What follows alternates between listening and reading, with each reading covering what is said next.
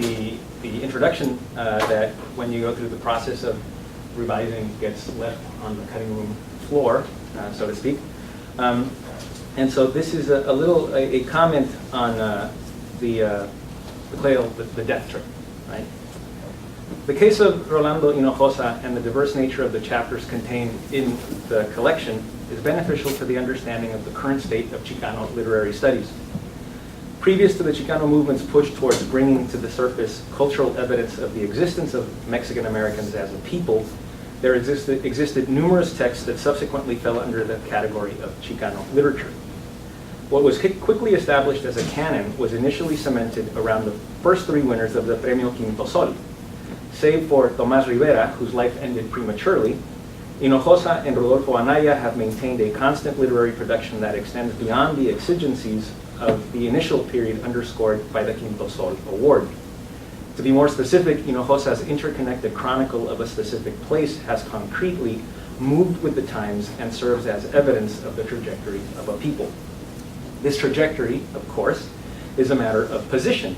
From the onset of the Klail City death trip, in Estampas del Valle, there is doubt about the foreignness of its inhabitants. Who are the foreigners? The Anglos, the Mexicans, the recent arrivals from north or south? Over time, however, though there is a palpable becoming of the Mexican populace into Americans, best seen perhaps in language, use, and customs, the transformation of the valley is not in any way one-directional. Even though as time goes by, the Anglo way occupies more and more space, the Hispano-Mexican customs of its first colonizers remain deeply rooted and force the Anglo other to adapt as well. And Americanization, yes, but also what some critics refer to as an America that is increasingly Latinized. Quote, in this sense, the United States becomes aesthetically and ontologically Latinized. Latina newcomers then not only inhabit a marginalized space, but also a creatively expansive location stretching the borders and boundaries of a U.S. society they actively live in. And this is from a book by Sandina and Perez, which was published a couple of years ago.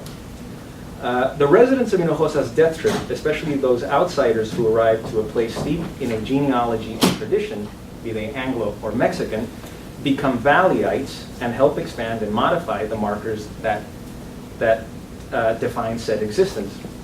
In Hinojosa's telling, the Mexicans in the valley, and by extension the U.S., are not outsiders, but insiders who are pushing the U.S. culture in a different direction in order to change it and change with it. They are, in effect, as much insiders as their Anglo counterparts, despite power struggles, ethnic conflict, and linguistic differences. It is no wonder, for instance, that though Hinojosa's language shifts to English after Rights and Witnesses in 1982, many of the characters that inhabit the Klail City death trip are still in many ways bilingual and bicultural, regardless of Anglo or Mexican ancestry. In the first edition of Estampas del Valle, editor Herminio Rios asks his present readers back in the early 70s to be mindful of their future counterparts, us. Rios, in the words of Kirsten Silva Grues, writes in anticipation of a Latino future. In her analysis of narratives of Latino literary history, Silva Grues points out that many such studies have an eye for the promise that is the future. Silva Grues cautiously cites discomfort in this look to the future because such a focus on what has yet to transpire often denies us of any past. Quote, Latinos are so overpoweringly identified with the conditions of the present and the promise or threat of the future that we are denied a past. As she further explains, by anticipating the future, what is truly being denied Latinos is the common occupation of a past time with other U.S. Americans. While Silva Grues is correct in pointing out ventures such as the Recovering the U.S. Hispanic Literary Project that comes out of the University of Houston, which continues to make powerful disavowals of the dominant idea that all Latinos are recent arrivals, much the same could be said of the work of Rolando Hinojosa. Though his more recent work is no longer literally harkens to that past in which Spanish Mexicans take prominence as initial rather than recent arrivals, a place in time in which it is the Anglo who is denied history, the latest entries into the Klail City death trip maintain a genealogy that indirectly and constantly reminds us of that point of origin.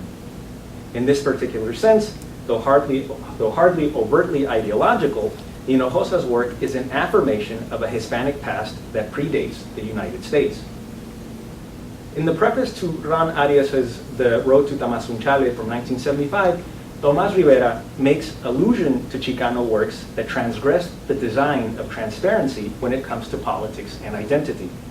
In his own words, excusing the obvious intertextual aspect of Arias's novel with works like by Borges and Garcia Marquez, Rivera claims that there are Chicano novels for those with identity issues that still need resolving. But there are other Latino texts that require a different reader, one for whom such themes are not a necessity.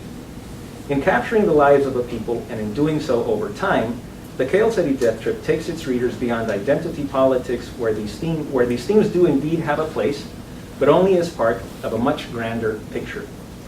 A snapshot of time, as it were, that from the very start resembles, quote, las greñas de Mencho Saldaña, unas cortas, otras largas, y otras embadurnadas con esa grasa humana que las junta y las separa sin permiso de nadie. And with that beginning, something close to an end is what comes in the very last page of We Happy Few, the last entry into the Klail City Death Trip, the last entry that we know of, where Dean Kit Brothers, distraught over the death of his friend and Belkin State University president, witnesses life as it continues despite his friend's death. He's on his way to the hospital to be with the remains of his friend, and the quote is as follows. He could see a kid on a blue bike delivering the afternoon paper, kids screaming and laughing, playing tag, a neighbor pulling into her driveway with her youngster in a baseball uniform, another bright blue sky in the small university town. Life went on, and yet, puntos suspensivos. Sin permiso de nadie, como las greñas, life continues, as it does in the valley and everywhere else, in spite of it all. Thank you.